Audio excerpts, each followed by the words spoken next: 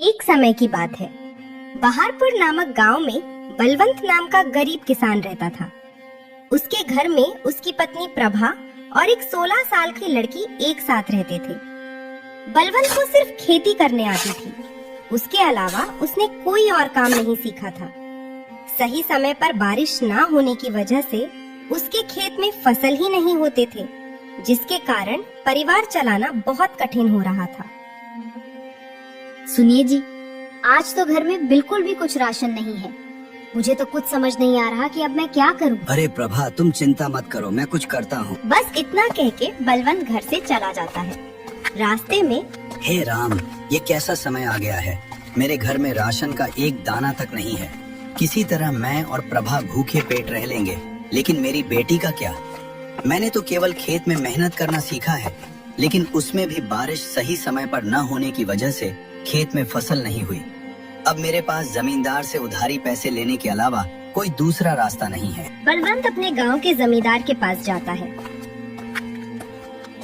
जमींदार हजारी लाल बहुत शातिर और चालाक किस्म का इंसान है, जो हमेशा हर किसी को बेईमानी से लूटने के बारे में सोचता रहता है। अरे आवा आवा बलवंत भैया, और बताओ कैसे आना हुआ है। क्या बताऊं जमींदार जी, बहुत खराब समय से गुजर रहा हूँ। देखिए ना, अब की बार बारिश समय से न होने पर खेत की सारी फसलें बर्बाद हो चुकी हैं। घर में अनाज का एक दाना भी नहीं है, इसलिए आपसे कुछ पैसे उधार लेने आया हूँ। अरे हाँ हाँ भैया, बोलो कितने रुपए चाहिए आपको।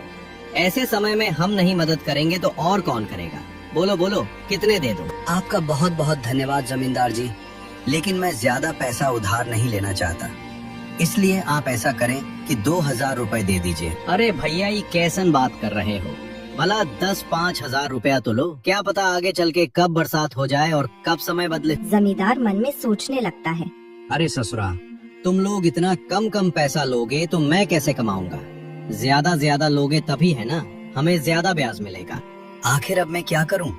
वैसे जमींदार साहब कह तो ठीक ही रहे हैं, पता नहीं कब भगवान की हम जैसों गरीबों पर दया होगी। एक काम करता हूँ, 10,000 ले लेता हूँ। जमींदार साहब, 10,000 पे कितना तक ब्याज लेंगे? अब देखो बलवंत भैया, 10,000 के 10% प्रति महीना। लेकिन आप तो अपने ही आदमी हैं, आपस में क्या धंधा करें। चलो आप 8% दे देना। हे भगवान, 8% प्रति महीना तो हमारे लिए बहुत ही ज्यादा ब्याज है। ले तो लेंगे, लेकिन चुकाएंगे कैसे? अगर नहीं लूंगा तो बेटी चिंकी भूखी ही रहेगी।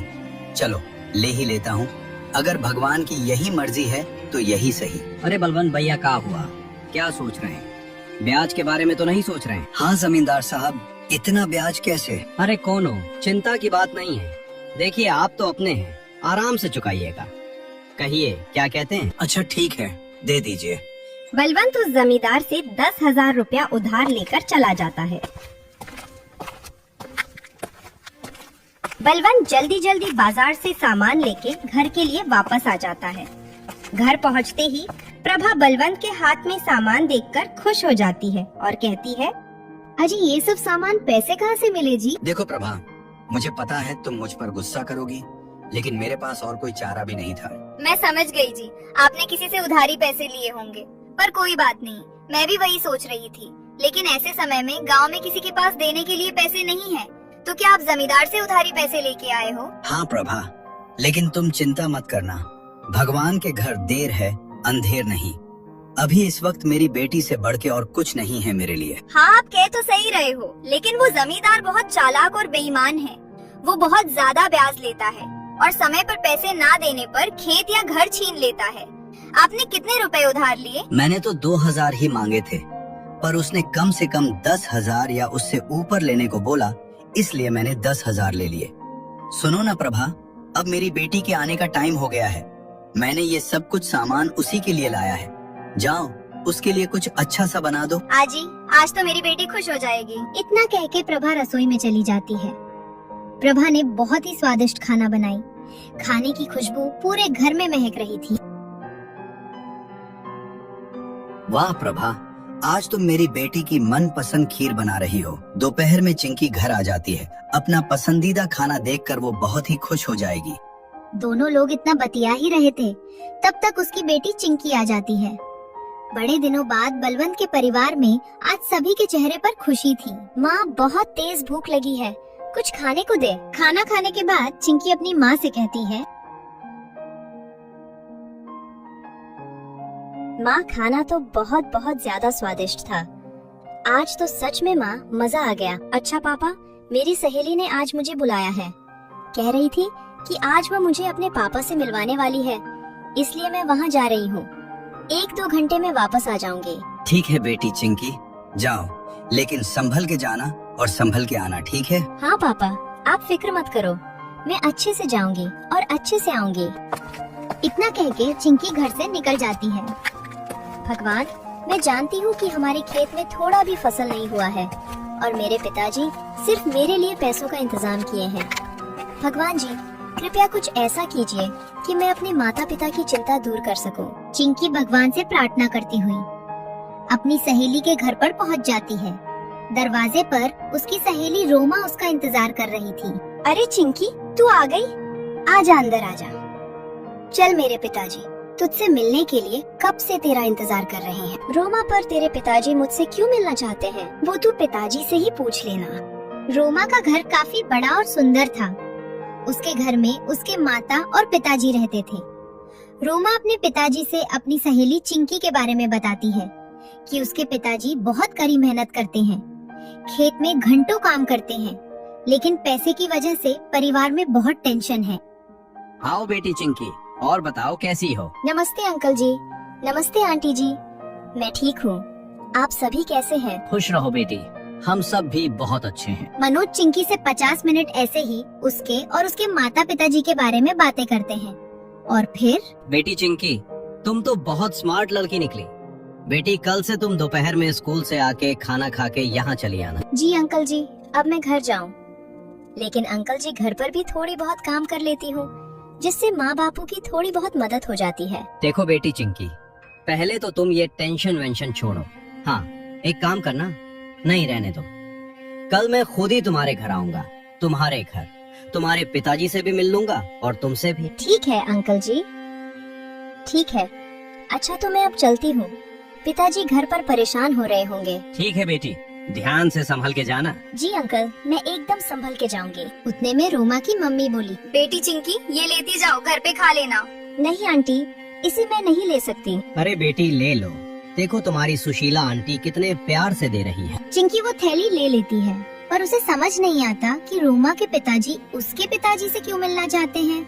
मनोज अंकल तो बहुत अच्छे हैं, उन्होंने मुझसे कितने प्यार से बात किए, और आंटी भी बहुत अच्छी हैं। उन्होंने मेरा कितना ख्याल रखा, पर वो मेरे पिताजी से क्यों मिलना चाहते हैं। यही सब सोचते हुए चिंकी घर पहुंची और उसने रोमा के माता और पिताजी के बारे में अपने माता पिता से बताया। देखो प्रभा, हमारी बेटी चिंकी को कितनी अच्छी सहेली मिली है। चलो बेटी, ठीक है, तो कल आएंगे रोमा के पिताजी। हाँ पिताजी। अगले दिन दोपहर में रोमा अपने पापा को चिंकी के घर ले आती है। अरे बेटी चिंकी, घर में नहीं बुलाओगे? भाई साहब, चिंकी अंदर है, मैं उसकी माँ हूँ, आइए अंदर आइए। अरे जी देखो, हमारी चिंकी की सहेली और उनके पापा आए हैं। चिंकी फट से सोमा के पापा के लिए दूध वाली चाय बनाकर ले आती है। चाय पीने के बाद मनोज जी बलवंत जी से कहते हैं, सुनिए बलवंत जी, मैं आपसे थोड़ी बात करना चाहता हूँ। जी सर, कहिए, क्या कहना चाहते हैं? जी आप मुझे सर मत कहिए, मैं भी आपके दोस्त जैसा हूँ, इसलिए मुझे मनोज कह के बुलाइए। अरे अच्छा, ठीक है। मनोज जी बोलिए, आप क्या कहना चाहते हैं? मनोज बलवंत को घर से थोड़ा बाहर ले जाकर कहते, बलवंत जी, मेरी बेटी रोमा चिंकी को अपनी बहुत अच्छी सहेली मानती है।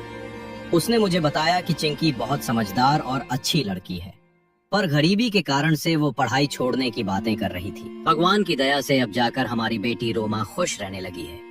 उसका सबसे बड़ा कारण आपकी बेटी चिंकी है। नहीं तो पहले वो सिर्फ अकेली ही रहती थी, क्योंकि उससे कोई दोस्ती ही नहीं करना चाहते थे। अब चूंकि आपके रोमा के कारण से मेरी बेटी खुश है, इसीलिए मैं उसकी पढ़ाई की फीस भरना चाहता हूँ। आप अब टेंशन भूल जाइए, समझे? बलवंत की आंखों में आंसू आ जाते हैं। आपका बहुत बहुत धन्यवाद मनोज जी, आपने मेरी चिंता दूर कर दी। बस उस दिन से चिंकी की पढ़ाई की चिंता दूर हुई। अब चिंकी रोमा के घर खेलने जाने लगी। ऐसे ही एक दिन रोमा के पापा कहते हैं, बेटा तुम दोनों बताओ, तुम में से कौन शेयर मार्केट के बारे में जानता है? चिंकी बेटी, पहले तुम बताओ। अंकल, मैं शेयर मार्केट के बारे में पहली बार सुन रही हूँ। ये क्या होता है? और पापा, मैं बस इतना जानती हूँ कि शेयर मार्केट में शेयर खरीदा और बेचा जाता है। अच्छा सुनो, अब कल से तुम दोनों मेरे साथ आधा घंटा बैठोगी। मैं तुम दोनों को अब शेयर मार्केट के बारे में बताऊंगा। शेयर मार्केट के बारे में चिंकी को जरा भी समझ में नहीं आ रहा था, लेकिन उसको जानने की बहुत इच्छा थी। तो उसने रोमा के फोन पर गूगल सर्च किया, तो जो उसने देखा वो देख के चौंक गई।